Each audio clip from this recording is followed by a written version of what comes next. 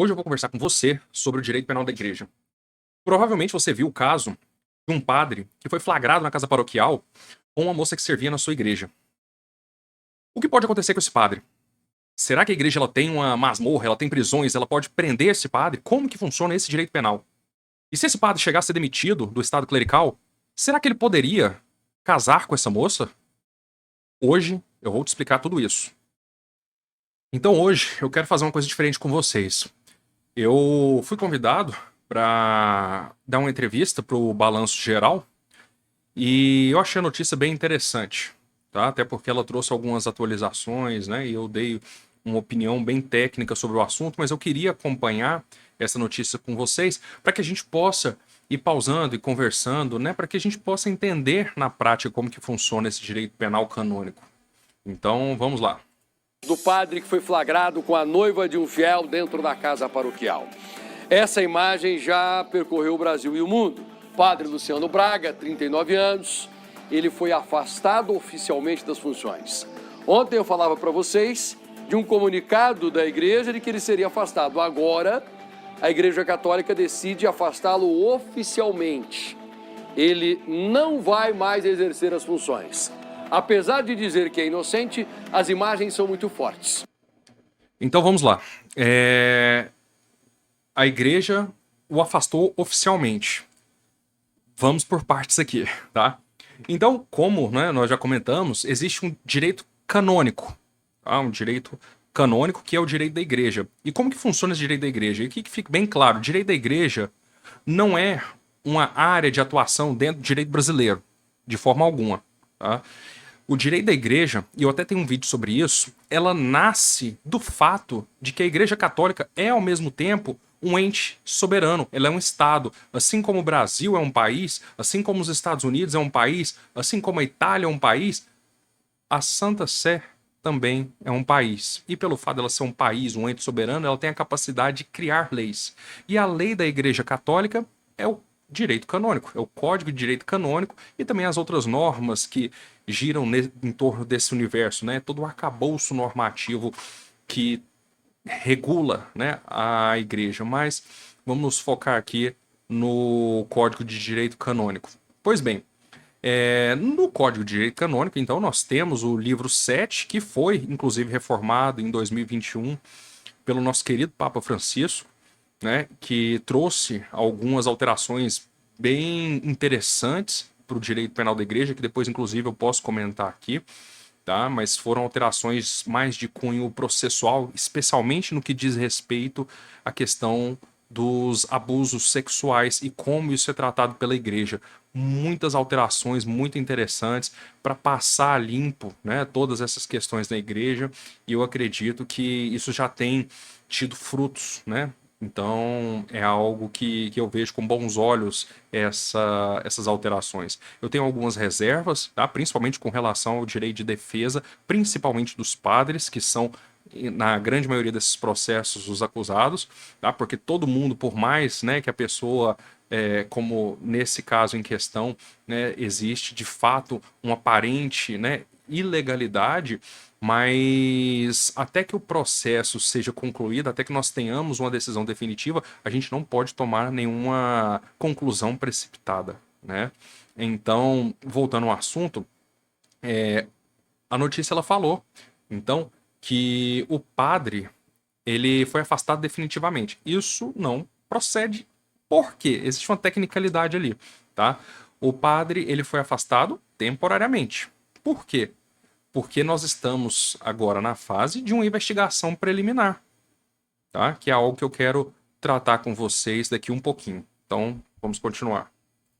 O padre estava com essa fiel de baby doll dentro do quarto dele. Para você que está chegando agora aqui no Balanço, um boa tarde especial. A reportagem traz as últimas novidades desse caso que abalou o Brasil. Na tela. Um caso de repercussão nacional. Vai abrir a porta. Abre a porta. Vai derrubar. E que exigiu medidas urgentes. Só mais um adendo.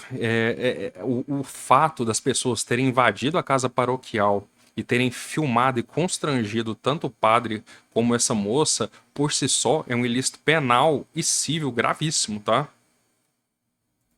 Da casa paroquial. O padre, flagrado com a noiva de um fiel, foi afastado e outra pessoa já assumiu o lugar dele. Então vamos lá. Uma observação bem interessante também. Para que serve o direito penal na igreja? Tá? Então, o direito penal na igreja ele tem 3 finalidades básicas, tá? Que seria proteger a comunidade eclesial, seria a primeira finalidade, né? Impedindo que escândalos abalem a fé. Infelizmente, esse foi um caso de grande repercussão e que gerou um escândalo tremendo, né? Então, infelizmente, é um caso que precisa ser reparado, tá? A segunda questão, a segunda finalidade, né, do direito penal canônico, para corrigir o infrator, né, oferecendo um caminho de arrependimento e conversão. Então, uma das finalidades do direito penal na igreja é a medicinal. Tá? Serve para auxiliar na conversão dessas pessoas que cometeram algumas transgressões. Tá? E o terceiro, a terceira finalidade, seria reparar de fato o escândalo, né, mostrando que a igreja age diante do erro. Então essas são as 3 finalidades básicas do direito penal canônico. O novo responsável é Pedro Ragasses, de 76 anos. Vai abrir a porta ou não vai? Abre a porta. Vai abrir a porta ou não vai? Vai abrir a porta? Vai derrubar. Vai derrubar então. Abre a porta. Abre a porta. Abre a porta. Ou não derruba. A confusão aconteceu dentro da casa paroquial Nossa Senhora Aparecida, que fica na cidade de Nova Maringá, a 392 quilômetros de Cuiabá, em Mato Grosso. Vai derrubar então. Abre a porta. Abre a porta. Os ânimos ficam ainda mais alterados quando um dos homens que aparecem no vídeo pega um banco de madeira para quebrar a porta. Abre, vai quebrar essa porta. A que ponto chegamos, né? Abre a porta. Meu O homem Deus. sem camisa é Luciano Braga Simplício, padre da paróquia, de 39 anos. Enquanto ele é segurado, o rapaz de camiseta bege arrebenta a porta. Aí, bonito. Eles entram em um quarto dentro da paróquia. A cama está desarrumada. Tá no banheiro ainda. Tá no banheiro. Ao entrar no banheiro, há surpresa. Uma mulher escondida embaixo do móvel da pia. Ah, que bonitinha, esconde. Aí, ó. A jovem no chão foi identificada como Isabelle. Ela tem 21 anos e é ajudante da igreja. O padre Luciano vestia apenas um short no momento do flagrante, enquanto Isabelle estava de baby doll. Todos têm direito de defesa, por mais que o caso possa parecer óbvio, por mais que ele seja escandaloso. Mas o direito de defesa é um dos pilares de qualquer ordenamento jurídico, inclusive do direito canônico. O vídeo divulgado viralizou na cidade de pouco mais de 5 mil habitantes. Isto fez com que a família da noiva procurasse a polícia. Agentes cumpriram 4 mandados de busca e apreensão nas casas dos suspeitos de vazar o vídeo que mostra a jovem. Quem assistiu interpreta a cena como uma relação de intimidade entre o padre e a jovem, que além de ter funções dentro da paróquia, também é noiva de um dos fiéis. Especialistas em direito canônico garantem: houve claramente uma violação das regras religiosas. No caso em análise, houve a violação de um dever jurídico próprio do Estado clerical, o celibato, previsto no cânon 277 do Código de Direito Canônico. Esse dispositivo impõe aos clérigos a proibição de manter vínculos afetivos ou conjugais. Em nota, o bispo Dom Vital Chitolina disse que a Diocese Diamantino está ciente da notícia sobre a conduta do padre Luciano Braga Simplício e que todas as medidas canônicas previstas já estão sendo devidamente tomadas. Quais são essas penas canônicas, medidas canônicas, né? A pena implica em um processo, tá? Isso é lá na frente. Que medidas seriam essas? Então, em se tratando de direito penal canônico, vamos falar primeiro das penas medicinais, tá?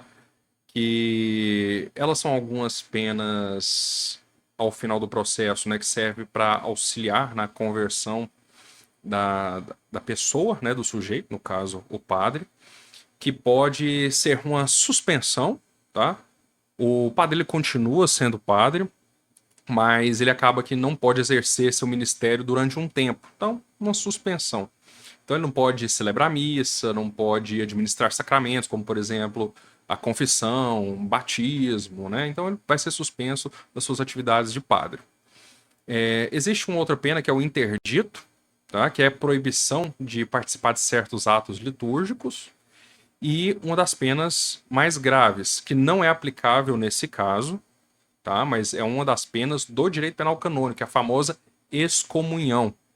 Tá? A excomunhão é a pena mais grave prevista no Código de Direito Canônico, que significa que a pessoa ela fica excluída da comunhão plena com a Igreja Católica, até que haja um arrependimento. Então, assim, doutor, quando a pessoa é excomungada, ela nunca mais vai poder voltar para a igreja? Pelo contrário, se ela se arrepender, fizer uma confissão, né, e para alguns casos é necessário recorrer à penitenciaria apostólica, mas essa pena ela é totalmente reversível. Porque a finalidade última do direito canônico, inclusive, principalmente do direito penal, é a salvação das almas. Então a igreja ela não quer que uma alma se perca. Pelo contrário, ela quer que essa alma se salve. Se a pessoa arrependeu, ela tem o direito de se reparar e de retornar para a igreja. A igreja vai acolher essa pessoa, né? Então, isso é bem interessante. No caso em questão, né, a gente vai falar mais de penas de cunho administrativo, que seria a remoção do ofício, né, ou da função pastoral, a proibição de residir em determinado lugar. Eu acredito que isso vai acontecer, porque é uma cidade muito pequena e o escândalo foi nacional, então provavelmente esse padre vai ser, né, removido para outro lugar. É claro que a gente não fica sabendo disso, porque o processo é extremamente sigiloso, né? Temos também a questão da privação de direitos, tá? O padre pode ser privado, né, da sua remuneração, tá? Que não é salário, porque o padre não é assalariado, porque ele não é empregado, tá? Então o padre pode ser privado dessa remuneração, então ele tem que arcar, né, já achar outra forma de arcar com suas despesas, tá? Ele também pode ser privado de suas honrarias, né, de seus votos, enfim, existe toda uma privação de direitos, inclusive alguns padres são privados de se manifestarem ou utilizarem redes sociais, né? Inclusive aqui no estado de Goiás nós tivemos há algum tempo atrás um caso emblemático, né, que ocorreu com o padre Robson, né, como é um caso público e notório, mas houve essa questão. E, por fim, a pena mais grave administrativa, e que, em tese, poderia ser aplicada a esse caso, mas somente no caso de condutas reiteradas nesse sentido, e, sinceramente, eu não conheço, o padre, eu não conheço o histórico dele, né? E, como eu disse, o processo é sigiloso, mas, enfim, uma pena possível seria a demissão do estado clerical. Ele deixaria de ser padre, tá? O que é uma pena muito triste, porque a igreja necessita de sacerdotes, né? Necessita de sacerdotes. Então, a demissão do estado clerical é, de fato, uma pena muito triste, né? Então, vamos continuar. Que o sacerdote que vive em concubinato ou mantém relação escandalosa pode ser punido com a suspensão do seu ministério, perda do ofício eclesiástico, que é alguma função específica que ele pode exercer, ou até mesmo a demissão do estado clerical. O caso ainda está sendo analisado e o padre pego no flagra terá o direito de se defender. E em casos mais graves, a decisão é remetida à Santa Sé, que confirma ou modifica essa pena imposta. Sob a ótica do direito civil brasileiro, a quebra do voto de celibato não constitui crime, pois se trata de uma obrigação religiosa. Contudo, a conduta pode gerar responsabilidade civil, especialmente quando há dano à imagem, à honra, à dignidade de terceiros. Eu acredito que nesse caso, quem vai ser responsabilizado civil criminalmente vão ser as pessoas que invadiram a casa paroquial, tá? Inclusive tem inquérito policial aberto e eu acredito que existem fortíssimos indícios para uma condenação por conta daquela conduta do vídeo que a gente viu. Então, a conduta do padre não é crime, a conduta da mulher não foi crime, mas a conduta das pessoas que entraram na casa e fizeram aquele escândalo, isso sim é crime, né? Então, A repórter Beatriz Casadei tentou contato com o padre Luciano Braga Simplício, mas ele não atendeu a ligação. A pessoa que você está tentando contatar não está disponível. O Balanço Geral teve acesso a um áudio atribuído ao padre Luciano, em que ele dá a versão dele do que aconteceu. Ele revela que fez apenas um favor para a jovem. A Isabelle perguntou se ela poderia ir na casa, lá naquele quarto que fica lá fora, trocar de roupa, porque ela atuou de manhã e ela queria trocar de roupa. Aí eu falei que sim. Aí chegou à tarde, mais no final da tarde, ela falou assim, se poderia até tomar banho. Eu falei sim, não tem nada além disso, foi isso que aconteceu. A jovem... Olha, eu não sei se isso é a tese de defesa oficial dele, né? Mas eu acho que seria uma tese frágil, porque você questionar diretamente ali o ocorrido, né, e a forma com que essa mulher estava escondida e agiu, e a forma com que ele agiu, trancando a porta e as pessoas constrangidas, né, se a alegação dele tivesse qualquer, ao meu ver, tá, essa é a minha opinião pessoal, tivesse um lastro ali de probabilidade, talvez ele não tivesse ficado tão constrangido na hora, nem ele, nem a mulher, né, então eu acredito que não fosse a melhor tese de defesa para ele, não. Encontrada embaixo da pia da paróquia, afirmou que foi exposta de maneira indevida e quer que os responsáveis da gravação e divulgação do vídeo sejam punidos. O que eu falei, existem fortíssimos, na verdade, indícios de crime, e eu acho que ela pode sim ser reparada. Civilmente, eu acredito que deu uma boa indenização, porque foi um caso de repercussão nacional. Ah, que bonitinha, esconde. Aí, ó. Olha, vai dar muito o que falar ainda. O padre, ele... Bom, pessoal, é um caso triste, né? É um caso que dói. Como católico, eu posso dizer que cada vez que cai um padre, né, o nosso coração ele é machucado, né, um pouquinho, mas a gente entende que a igreja é composta por homens e homens são falhos, né? Então, infelizmente, esse tipo de coisa acontece, né? Mas existem medidas reparadoras para reparar, né, o escândalo, para reparar a imagem da igreja, para reparar, né, a espiritualidade do próprio padre, né? Mas são marcas que perduram. Então aqui eu queria fazer um comentário só sobre uma questão processual, como que funciona agora na prática, né? Então, primeiro, nós temos a notícia do crime. A notícia do crime que já chegou ao bispo, né? Até porque o bispo já iniciou as providências canônicas cabíveis. Tá? Então, é o primeiro passo. O segundo passo é a investigação prévia, tá? Que é basicamente um inquérito. Um inquérito onde vão ser colhidas as provas, que no caso, né, imagino que eles irão utilizar esse vídeo, irão utilizar o depoimento tanto do padre como das pessoas envolvidas, né? E nessa investigação, né, o padre tem direito de se manifestar, né, de se defender? Sim, tá? Tem sim, ele tem as oportunidades ali de se manifestar não só no seu depoimento, mas também, né, no bojo dessa investigação prévia. Então, havendo indícios, inicia-se o processo. Tá? Inicia-se o processo. É garantido ao padre, conforme eu falei ao longo desse vídeo, né, o direito de defesa. O direito de defesa que é um direito sagrado, pessoal. É um direito sagrado. Eu quero muito, muito poder comentar com vocês sobre o direito penal na igreja. E sobre, não só o direito penal, mas também a questão do direito de defesa. Tá? O direito de defesa que serve para o direito penal, que serve para o direito matrimonial, que serve para qualquer coisa. Mas o direito de você ter uma defesa técnica ou pessoal, isso aí é sagrado. Tá? E o processo ele vai tramitar, tá? Ele pode tramitar na Santa Sé, né? Ou o padre pode resolver essa questão por decreto. Depois eu posso fazer um vídeo mais específico sobre essa questão processual. Então nós teremos uma sentença depois desse processo. Essa sentença, então, ela vai definir qual penalidade será aplicada a esse padre. E a questão que eu levantei lá no começo do vídeo e que agora eu quero comentar com vocês. Vamos supor que esse padre ele seja demitido do estado clerical. Vamos supor que ele perca a condição de padre. Vamos supor que ele ame essa mulher. Não sei se é o caso, sinceramente nem me interessa também, mas vamos supor que ele ame essa mulher. Ele poderia casar com ela? O que vocês acham? E a resposta é: depende. Depende. Porque por mais que um padre perca o estado clerical, ou um padre que às vezes até voluntariamente abandona, né, o seu estado de clérigo, de forma oficial, ele não pode, num primeiro momento, se casar.